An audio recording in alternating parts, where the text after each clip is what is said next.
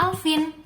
Nah, hari ini Kak Alvin akan membawakan dongeng yang berjudul Misi Hari Ini. Nah, kira-kira bagaimana ya alur dan siapa saja sih pemerannya? Yuk langsung saja kita simak di video berikut ini. Tokohnya yang pertama ada Rusa, yakni bijaksana, baik hati, dan solutif. Gini suaranya Rusa. Halo, namaku Rusa. Lalu yang kedua ada tokoh kelinci. Karakter dari kelinci yaitu terbuka atau belak-belakan, egois, dan juga cerdik. Begini suaranya kelinci. Halo, namaku kelinci. Dan yang terakhir ada tokoh monyet. Begini suaranya monyet. Halo, namaku monyet. Di dalam hutan yang hijau dan rimbun, hiduplah seekor monyet dan kelinci. Keduanya adalah sahabat dekat. Mereka memperdebatkan kebiasaan buruk masing-masing. Hei kelinci, apakah bisa menghentikan kebiasaan burukmu itu? Menghentikan kebiasaan buruk apa, monyet? Berhenti kentut sembarangan, kelinci. Terutama ketika kau bicara denganku. Betapa buruknya kebiasaanmu, kelinci, kelinci. Kau monyet, kau hanya bisa menilai kebiasaan burukku saja. Bagaimana dengan kebiasaan burukmu? Saat makan pisang, dengan santainya kau berkecap-kecap keras. Sungguh sangat buruk kebiasaanmu itu, monyet. Akhirnya terjadilah perdebatan panjang di antara keduanya, sehingga monyet memilih untuk meninggalkan kelinci sendirian di dalam hutan. Kemudian monyet akan pergi menemui Pak Rusa. Sesampainya di rumah Pak Rusa, monyet pun berteriak-teriak memanggil Pak Rusa. Pak Rusa, di mana keberadaanmu? Ada apa monyet?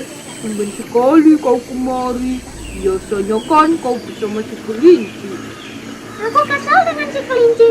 Tadi aku habis bertengkar dengannya tentang kebiasaan buruknya yang suka kentut di depanku ketika berbicara. Tapi dia malah mengoceh panjang. Menyebalkan. Lalu, apa rencanamu?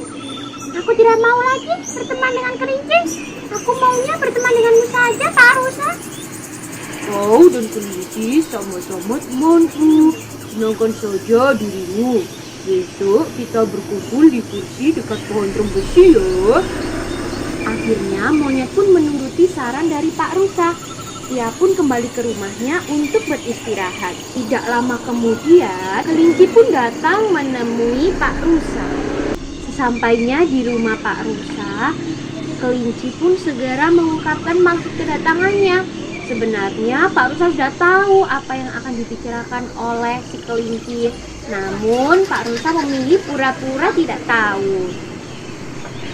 Pak Rusa, di mana kau? Ada apa kelinci? Kenapa kau kemari?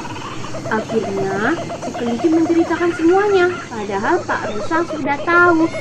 Namun Pak Rusa sudah merencanakan suatu hal untuk kedua sahabat itu. Akhirnya Pak Rusa pun memberikan saran yang sama, yaitu Sudahlah, kamu istirahat saja di rumah.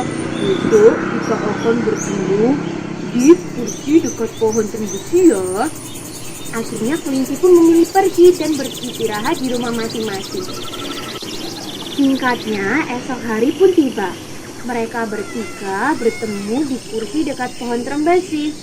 Namun antara si kelinci maupun si monyet tidak menyadari bahwa Rusa mengajak kelinci.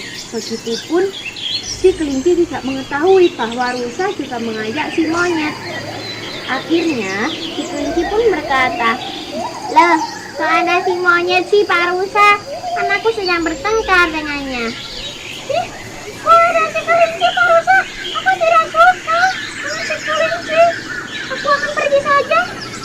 Akhirnya Pak Rusa pun menengahi perdebatan keduanya. Biarkan aku bicara. Kalian sudah bercerita padaku semuanya dan di sini aku akan memberikan misi untuk kalian. Berani tidak menerima tantanganku? Dan kelinci masih ragu-ragu. Namun daripada dianggap cemen, keduanya pun menerima tantangan rusa. Tantangannya yakni kalian harus mengendalikan kebiasaan burung masing-masing. Diberi waktu 2 minggu supaya kalian bisa mengontrol kebiasaan burung itu. Setuju? Lalu monyet pun berkata, apa? 2 minggu? Hari ini pun bisa. Kelinci pun menyautinya, sama sekali kau. Oke, mari kita buktikan. Akhirnya dengan kecerdikan akal si kelinci melihat monyet menahan diri untuk memakan pisang. Namun ia tetap menggodanya dengan berkata, Nampaknya buah pisangmu lezat sekali, monyet. Iya, sangat lezat, tetapi aku menahannya supaya tidak berkecap-kecap keras di depanmu. Makan saja, tidak apa-apa, asalkan jangan berkecap keras. Oke, aku akan memakannya.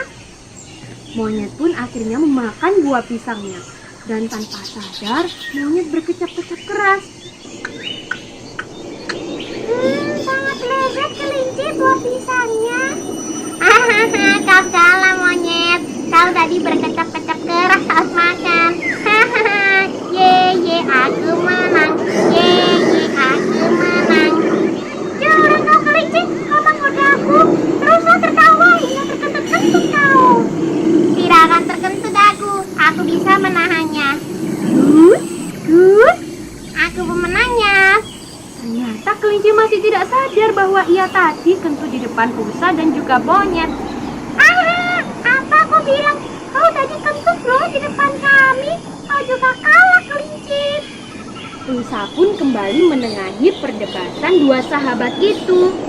Semuanya kalah karena mengubah kebiasaan buruk tidak semudah itu dan butuh waktu. Lebih baik kita saling mengingatkan saja. Berpelukun. Akhirnya monyet dan kelinci mengakui kekalahannya.